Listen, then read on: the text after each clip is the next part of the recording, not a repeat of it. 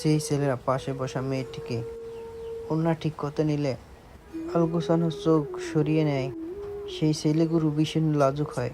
গাদাগাদি বাসের ভিড়ে কোনো এক মেয়ে দাঁড়ানো দেখলে নিজের সিটটা ছেড়ে দিয়ে বলে, আপা আপনি বসুন।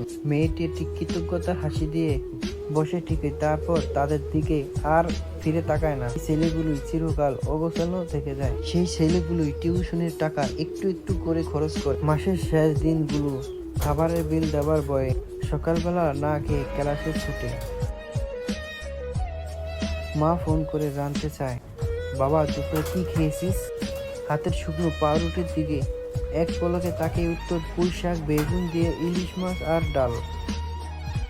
দুপুরে অসহ্য রোদের কোলাহলে রাস্তায় আধা কিলো হেঁটে টিউশনে যায়।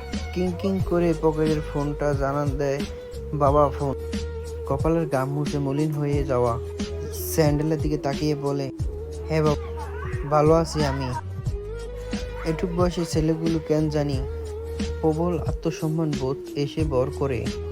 বাড়ি থেকে টাকা চাইতে লজ্জা পায়।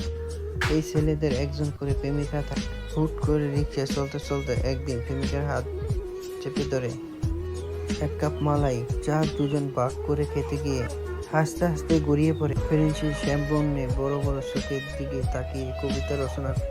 তারপর একদিন প্রেমিকার বিয়ের কার্ড হাতে নিয়ে নিষিদ্ধ দর্শকের মতো দাঁড়িয়ে রাতের বেলা পাশে শোয়া বন্ধুটিকে ঘুমালে মুখে বালি চেপে চোখের জল। পুরুষের কান্নায় কোনো শব্দ থাকতে নেই।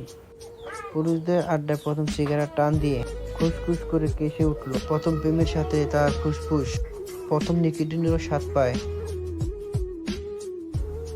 এরপর বর্তমানে তারা অতীতকে ভুলে গিয়ে আবার চলতে থাকে। ঈদ পুজোর ছুটিতে বাসে ট্রেনে জাকিতে এক প্রকার গলি হয়। সে মায়ের কোলে গিয়ে পৌঁছায়। মায়ের প্রচন্ড দমক খেতে খেতে ব্যাগ থেকে বের করে একটা তাঁতের শাড়ি, ভাইয়ের জন্য দুটো টি শার্ট। মায়ের রাগান্বিত চোখের আড়ালে ছেলেটি দেখতে পায়, একটু হাসি।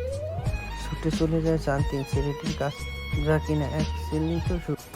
সেই ছেলেদের মাঝে কয়েকজন লড়াই করতে করতে হয়ে ওঠে বিসিএস ক্যাডার বা মস্ত বড় অফিস। তখন তাদের ঘিরে ইতিহাস রচিত হয়। পাশের বাড়ির বাবা মা ছোট ছেলেকে তাকিয়ে দেখায়,